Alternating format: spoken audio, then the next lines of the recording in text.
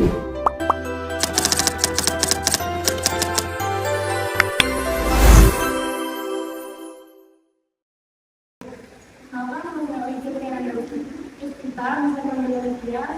dari Universitas Muhammadiyah Jember.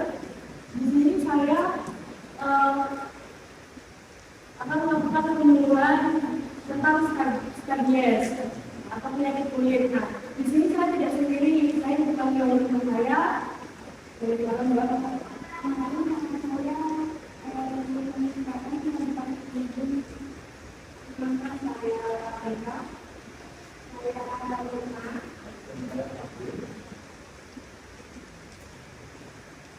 Nah, sebelum kita mulai materi pertama, kita akan melakukan master terlebih dahulu, tes terlebih dahulu.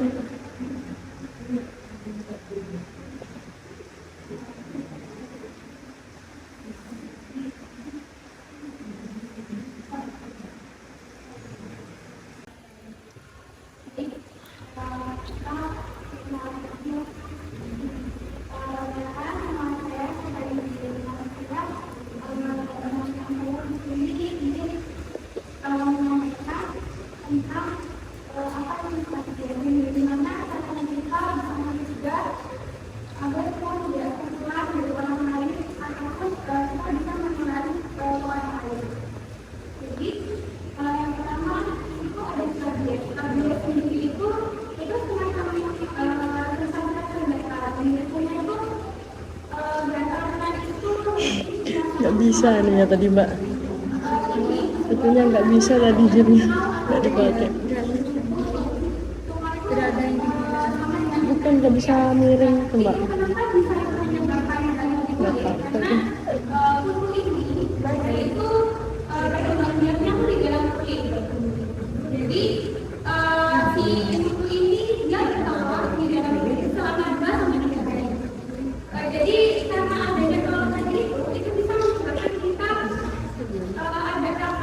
Nggak apa-apa udah Mbak.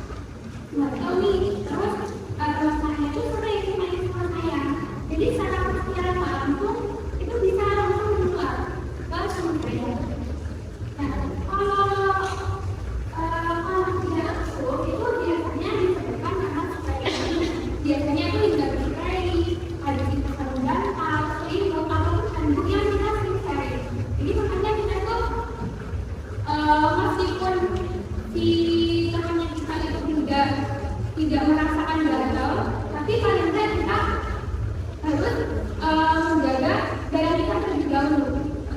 Kayak jangan ini handuk gitu ya. Terus pakaian itu bisa juga terkontaminasi adanya kuman.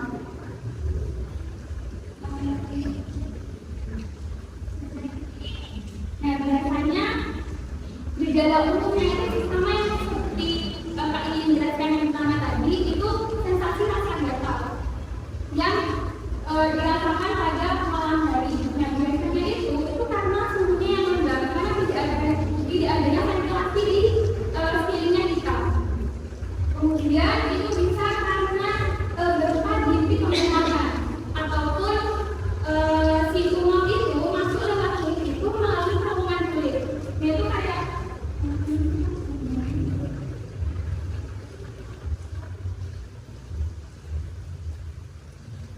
nah kayak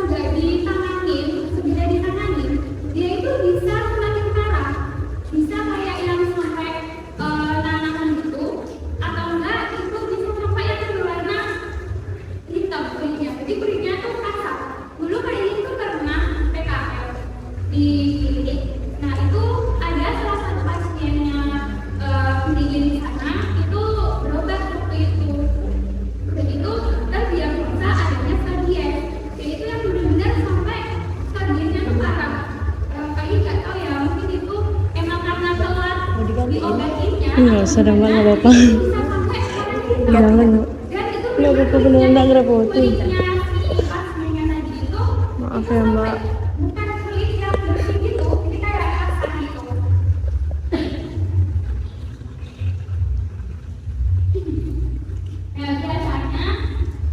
Nah, biasanya stadium ini juga nggak terjadi pada remaja seperti kita ini.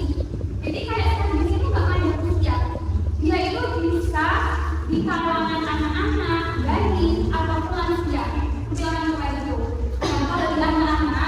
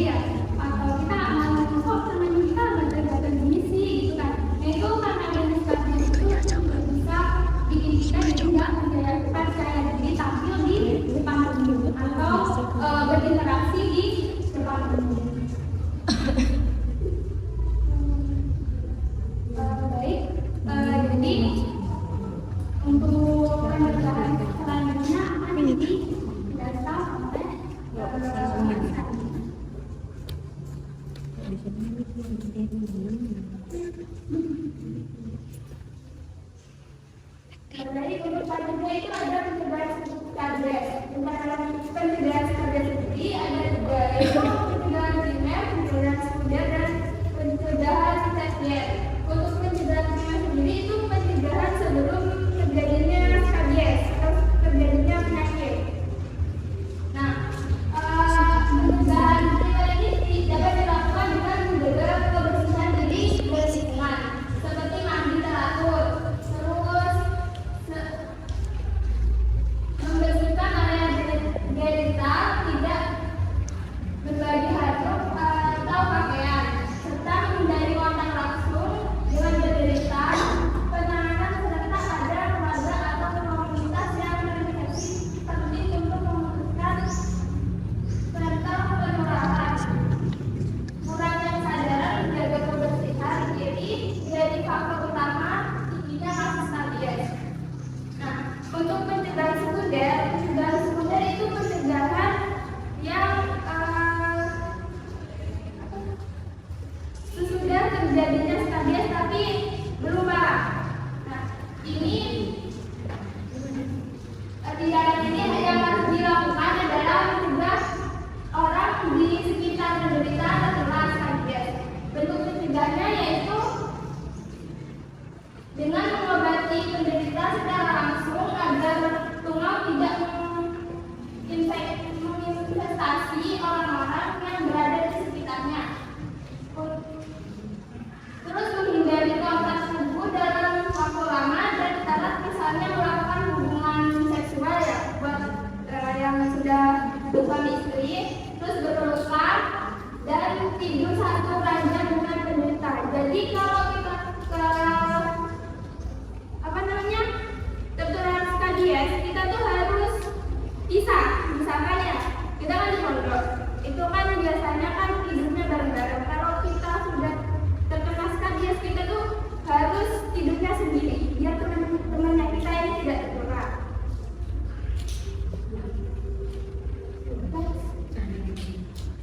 Nah, untuk pencegahannya, ini pencegahan sesudahnya tertular atau terkena rabies. Nah, pencegahan ini meliputi mengobati komplikasi seperti dermatitis dan infeksi sekunder, memberikan saran antibiotik, yang kedua dukungan psikososial dengan penggunaan pelembab untuk memperbaiki kerusakan kulit, terus terapi untuk mengurangi bekas luka. Nah, yang ketiga mencegah kekambuhan itu dengan cara kontrol rutin untuk memastikan tidak ada reinfeksi. Kemudian pemberdayaan pasien dalam menjaga kebersihan diri dan lingkungan setelah sembuh. Nah, pengobatannya itu bisa berupa dengan salep yang mengandung permethrin.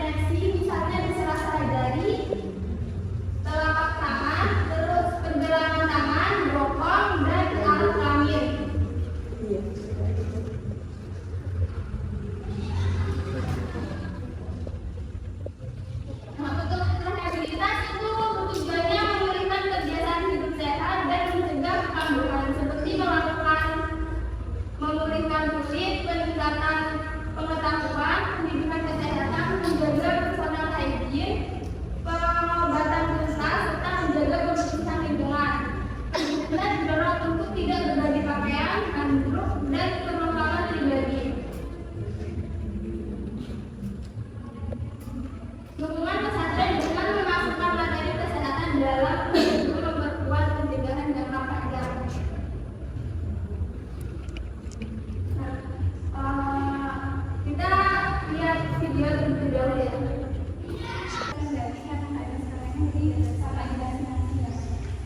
Tadi tuh yang Kak ingin bilang, bagaimana teman bisa berkembang biak yang pertama.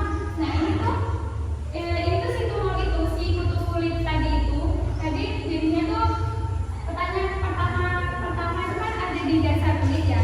Nah si tumor itu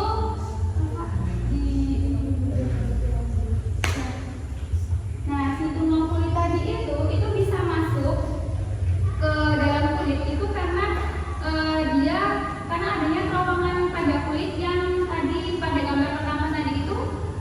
Nah itu terowongan itu muncul karena itu sering kita garuk padahal kita nggak tahu ya kalau di tubuhnya kita tuh juga ada kuman ataupun bakteri yang juga bisa menambah si bakteri itu tambah parah. Jadinya si skabies ini, si tumor ini itu bisa masuk dalam kulit itu karena lewat terowongan yang ada di kulit.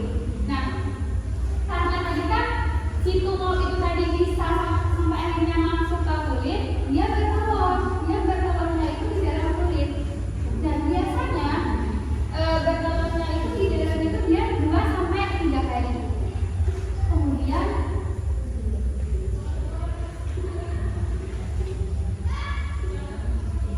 karena bertelur tadi itu berkembang biak 2 sampai 3 hari ya. Nanti itu si telur itu akan menjadi larva.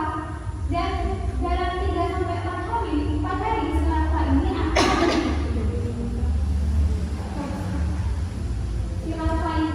akan menjadi nimfa, yang dimana itu kakinya yang berjumlah 4, yang di atas sendiri itu. Nah itu tadi kan masih larva ya. Terus habis itu selama 3 sampai 4 hari itu sudah menjadi nimfa, kayak yang mau jadi tungau pun jadi itu belum jadi tungau tapi masih mau jadi tungau. Kemudian di 4 sampai 7 hari dia menjadi tungau jantan dan berubah menjadi tungau betina. Dari tungau betina ini, tungau betina yang besar. Dari tungau betina itu dia akan balik lagi masuk ke sel kulit yang lainnya. Misalnya maksudnya kan ada di sini ya. Nanti karena adanya si tungau betina itu, dia kembali lagi, dia pindah ke dalam kulit yang sebelah sini. Di sini nanti dia akan kembali bertelur. Itu kayak gitu terus kalau semisal itu nggak diobatin. Makanya kalau semisal kita obatin, nanti si tumor itu yang ada di dalam tadi itu nggak akan bisa berkembang biak atau dia nggak akan bisa lagi bertelur di dalam kulit.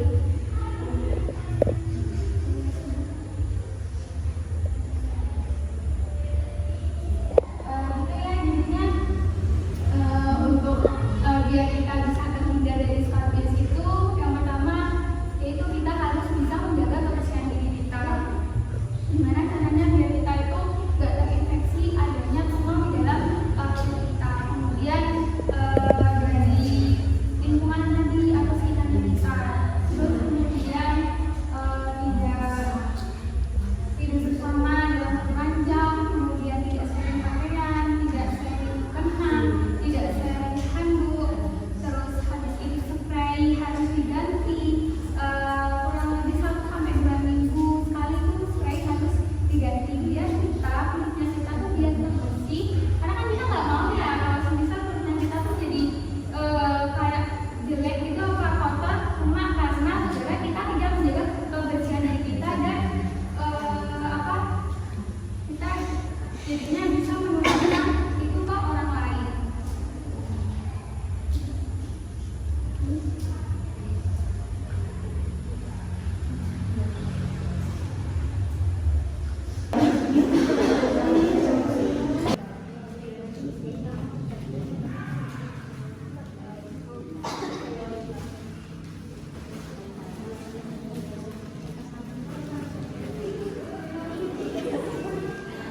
Kan ini materi sama penularannya hari ini udah selesai. Saya dan teman-teman saya mengucapkan terima kasih banyak udah mau berpartisipasi dalam penularannya kami. Terus sekian, terima kasih. Assalamualaikum warahmatullahi wabarakatuh.